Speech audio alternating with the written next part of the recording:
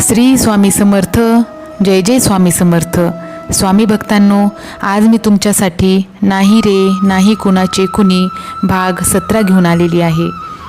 मागच्या भागात आपण पाहिलं की सदानंद आणि पार्वतीबाई, शांताराम आणि मालतीबाई हे चारही पंढरपूरला त्यांच्या भावाच्या भेटीसाठी आणि पांडुरंगाच्या दर्शनासाठी जातात. तिथे गेल्यानंतर रामानंद स्वामी, त्यांची पत्नी आणि आई यांची भेट होते. त्यांच्या पाया पडून त्यांची माफी मागून ते सर्वजण रामानंद स्वामींच्या मठात जातात. तिथे गेल्यानंतर रामानंद स्वामींची मुलं आणि त्यांच्या सुना या सर्वांना पाहून खूप आनंदी होतात आणि त्यांचा खूप आदरपूर्वक सत्कार करतात, त्यांचं स्वागत करतात. ते पाहून चारही जण भारावून जातात की यांच्या मुलामध्ये आणि सुनामध्ये आणि आपल्या मुलासुनांमध्ये किती फरक आहे. ते विचार करत असताना स्वतःला दोष देतात की आपल्यामध्ये संस्कार नाहीत म्हणून आपल्या मुलांना आपण संस्कार देऊ शकलो नाही.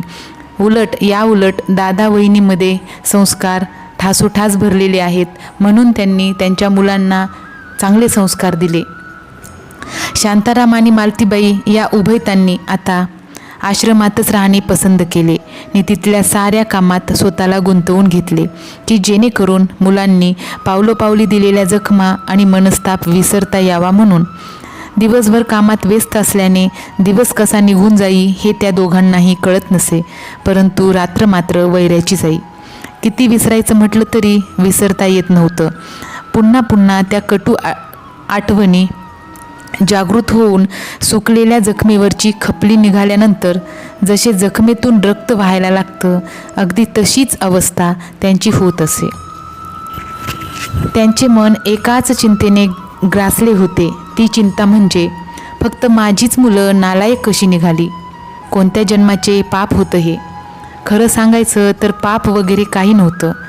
तुम्ही तुमच्या मुलासमोर जे जे कराल त्याचा परिणाम होतोच ना मुलांवर. म्हणून माणसांचे स्वतःचे आचरण शुद्ध आणि चांगलं असावं. पण माणूस स्वतःचं काय चुकलं हे न पाहता नेहमी दुसऱ्यांच्या चुकांवर बोट ठेवतो. शांतारामही आता तेच करत होता. आपली मुलं अशी वागायला आपली पत्नीच जबाबदार आहे असे त्याला वाटायचे. मग त्यावरून दोघांचे एकमेकांशी भांडण होत असे. एकमेकांवर आरोप प्रत्यारोप करायचे. ही गोष्ट जानकीबाईच्या ध्यानात आली. मग जानकीबाईंनी ही गोष्ट रामानंद स्वामींच्या कानावर घातली. मग रामानंद स्वामींनी त्यातून मार्ग काढण्यासाठी त्या दोघांनी ठरवले की शांतारामच्या मुलांची भेट घेऊन चांगलीच कान उघाडणी करायची. एके दिवशी दोघेही एका जरुरी कामाचे निमित्त करून दोघेही प्रथम दुर्गाच्या घरी गेले. तिच्याकडून त्या तिघांचा पत्ता निघाला आणि उदयच्या घरी निघाले. तसे लगेच दुर्गाने लँडलाईनवर उदयशी संपर्क करून मोठे आई बाबा तुझ्या घरी येत असल्याची खबर दिली. त्याचबरोबर उज्ज्वल आणि उज्ज्वला यांना देखील फोन करून उदयच्या घरी जमा व्हायला सांगितले. रामानंद स्वामी जेव्हा उदयच्या घरी पोहोचले तेव्हा उदय घरीच होता आणि त्याची दुसरी दोन्ही भावंड त्याच्याच घरी उपस्थित असल्याची पाहताच त्या दोघांना मोठे आश्चर्य वाटले. आणि प्रश्नही पडला तो असा की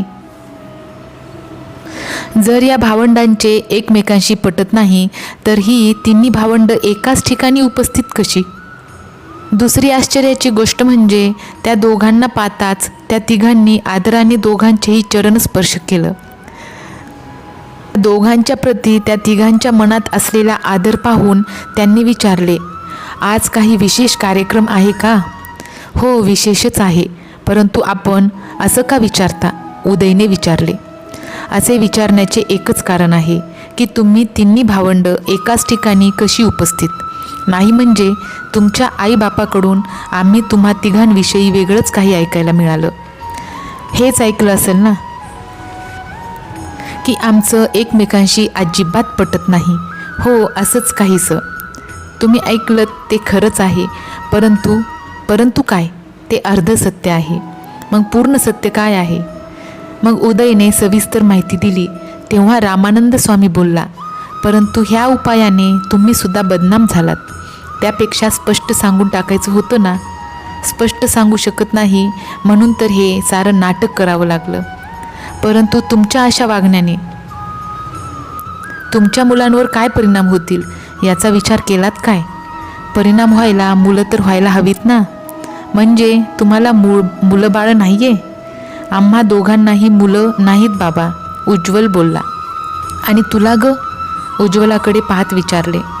मला 2 मुलं आहेत, एक मुलगा आणि एक मुलगी, उज्ज्वला उत्तरली.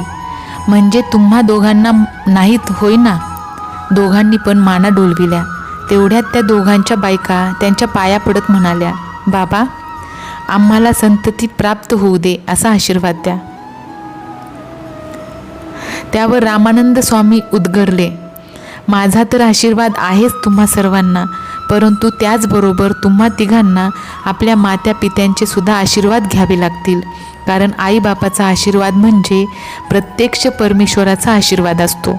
परंतु जो मनुष्य आईबापाच्या डोळ्यात अश्रू आणतो त्याला ईश्वरसुद्धा माफ करत नाही. म्हणून तुम्ही तिघांनी आपल्या आईवडिलांची माफी मागा. ती आम्ही मागूच, कारण आमचा जो उद्देश होता तो पूर्ण झाला. काय उद्देश होता तुमचा? रामानंदने न समजून विचारले. आमचा उद्देश इतकाच होता की त्यांनी आजीची आणि तुमची माफी मागावी. ती त्यांनी मागितली, तेव्हा आमचा हेतू सफल झाला. तेव्हा आता आम्हाला माफी मागण्यात काहीच अडचण नाही.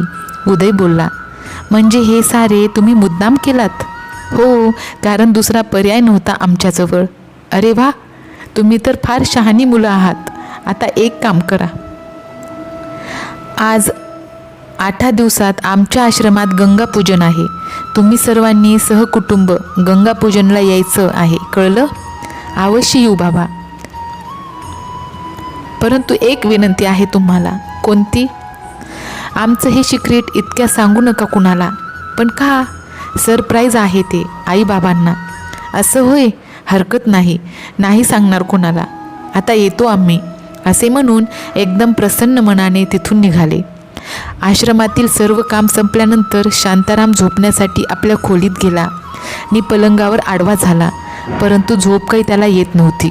फक्त ह्या कुशीवरून त्या कुशीवर सारखा वळत होता. त्याचा हा प्रकार मालतीबाई निमूटपणे पाहत होती. शेवटी तिने विचारलेच, काय झालं? आज का बरं झोप येत नाहीये? ठाऊक नाही, पण एकदम बेचैनीशी झाली आहे. मी सांगू? तुला काय माहीत? मला माहीत आहे तुमच्या मनात काय सुरू आहे ते. हो का? मग सांग बरं. दादासाहेबांच्या मुलांकडे पाहिलं नंतर तुमच्या मनात एकच विचार येत असेल की आपली मुलं का अशी? हो, मग येणारच ना विचार. दादाची मुलं किती आज्ञाधारक, आईबाबाच्या शब्दाच्या बाहेर नाहीत. दादा वहिनी 2 दिवसांसाठी बाहेर गेले आहेत, परंतु त्या दोघांच्या गैरउपस्थितीत ही त्या मुलांनी किती सुंदर प्रकारे आश्रम सांभाळला आहे. आणि दादाच्या 3 सूनबाई सुद्धा एकमेकांशी सख्या बहिणीसारख्या वागतात. जणू त्या जाऊबाई नसून सख्या बहिणीच आहेत. खरंय. आणि दुसरीकडे आपल्या सूनबाई एकमेकांच्या चाड्या सांगणार, एकमेकांना भांडणार. आणि दादाच्या 3 सूनबाईची वाणी किती मंजूळ, कोकिळासारखी. नाहीतर आपल्या सूनबाई वाणी तर कावळ्यासारखी कर्कश आणि बोलायची तर अजिबात शिस्तच नाही. कुणाला काय बोलायला हवे हे पण कळत नाही. म्हणजे तुम्ही काय दादासाहेबांच्या सूनबाईशी आपल्या सूनबाईची तुलना करू पाहताय की काय? छे छे छे. अगं, दादाच्या सूनबाईशी किती शिस्तप्रिय आहेत आणि आपल्या सूनबाई किती बेशिस्त आहेत. त्यांची तुलना कदापि होऊ शकणार नाही. मग विचार कसला करताय? विचार करतोय की आपण कुठं बरं चुकलो, म्हणून आपल्याला फक्त नालायक मुलं झालीत. विसरलात आपण दादासाहेबांसोबत कसे वागलो ते? ते आम्ही आमच्या बंधूशी वागलो ना, मुलांशी तर वाईट वागलो ना नव्हतो ना. आपल्या वागण्यांचा प्रभाव मुलांवर पडतोच. हो, मान्य आहे, पण इतका? मला तर कधी कधी असा संताप येतो ना की सरळ शापित करावे मुलांना. अहो, काय बोलताय हे? पुढची पोरं ना तुमची ती. पुढची पोरं झाली म्हणून काय झालं? वानरींसुद्धा स्वतःच्या तोंडात पाणी शिरेपर्यंत पोटच्या पोराला जपते, परंतु जसे तिच्या तोंडात पाणी शिरू लागले की ती पोटच्या पोराला सुद्धा स्वतःच्या पायाखाली दाबते आणि स्वतःचा प्राण वाचविते. अहो, ती वानरीण म्हणजे पशु आहे आणि आपण मनुष्य आहोत. मनुष्य म्हणून मुलं किती वाईट वागली तरी आपण त्यांना शाप देऊ शकत नाही. तेवढ्यात दरवाजातून आत येत रामानंद म्हणाले, अगदी बरोबर बोललीस तू मालती. आपण मनुष्य प्राणी आहोत. आपल्याला विचार करण्याची शक्ती दिली आहे परमेश्वराने. त्याचा उपयोग नको का करायला? आणि आपली मुलं आहेत ती चुकली असतील कदाचित, पण आपण चुकून कसं चालेल? तू असंच म्हणणार दादा, कारण तुझी सर्व मुलं सद्गुणी निघाली. पण आमचं तसं नाही आहे ना. आणि ज्याचं जळतं वेदना त्यालाच कळतात दादा. एकदम दुःखी अंतकरणाने बोलला. तुला तुझ्या मुलाबद्दल काहीतरी गैरसमज झाला आहे आणि तो मलाच दूर करावा लागणार. दादा, माझा काहीही गैरसमज झालेला नाही आहे. भाऊजी, ते म्हणतात ते अगदी बरोबर आहे. तुमचा तुमच्या मुलांबद्दल भरपूर गैरसमज झालेला आहे. भावनेच्या भरात त्या पटकन बोलून गेल्या की आम्ही तुमच्या मुलांना भेटून आलोय. तुम्ही म्हणता याप्रमाणे त्या मुलांमध्ये काही एक बदल झालेला नाही. वहिनी, तू माझ्या मुलांना भेटायला गेली होतीस? मीच नाही तर तुमचे दादासाहेबसुद्धा. दादा, तू सुद्धा गेला होतास त्यांना भेटायला? होय. मग सत्कारच केला असेल त्यांनी तुझा? हो, खरंच सत्कार केला त्यांनी माझा. तशी हर्षभराने मालतीबाई बोलली. दादासाहेब, खरं सांगताय तुम्ही? हो, अगदी खरं. कशी आहेत माझी मुलं? एकदम खुशाल आहेत. पांडुरंगा, असंच खुशाल ठेव रे माझ्या पोरांना. पाहिलेस शांताराम, असा आशीर्वाद द्यायचा असतो मुलांना. कारण मुलं चुकत नसतात, मुळात आपण चुकत असतो आणि त्याचं खापर मात्र मुलांवर फोडत असतो. दादा, तू काय म्हणतो आहेस हे खरंच कळत नाही आहे मला. अरे, खरं तेच सांगतोय. तुझी मुलं खरंच चांगली आहेत. असा काय चांगुलपणा त्यांच्यात दिसला तुला?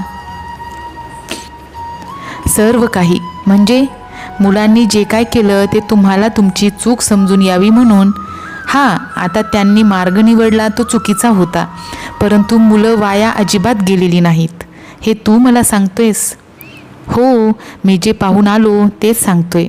काय पाहून आलास तू? हे बघ, खरं तर त्यांनी आम्हाला तुला सांगायला मनाई केली होती, परंतु त्यांच्याबद्दल तुझं झालेलं मत पाहून नाईलाजाने मी त्यांना दिलेलं वचन मोडत आहे. असे म्हणून इत्यंभूत सविस्तर माहिती दिली. सर्व हकीकत ऐकून शांताराम बोलला, म्हणजे सावकाराचं कर्ज न देण्याचं नाटक होतं सारं. व्यक्तिशः त्यांनी सावकाराचं कर्ज देऊन टाकलं होतं अगोदरच. हा शांताराम, हा. इतकंच नाही तर सर्व भावंडांनी मिळून हे सर्व नाटक रचलं होतं आणि मी उगाचच त्यांना दोष देत राहिलो. हा, आता ते सर्वजण गंगापूजनाला येणार आहेत. त्यांच्यासमोर तू तसाच वाग. त्यांना कळता कामा नये की मी तुला सत्य परिस्थिती सांगितली. पण आता खोटं खोटं नाटक करायला जमणार नाही मला. जमवायला हवं, नाहीतर त्यांच्यासमोर मी खोटा पडेन. ठीक आहे. तर स्वामी भक्तांनो, या कथेमध्ये इथपर्यंतच. यानंतरची कथा राहिलेली घेऊन मी तुमच्यासमोर लवकरच येईल. तोपर्यंत श्री स्वामी समर्थ. जय जय स्वामी समर्थ.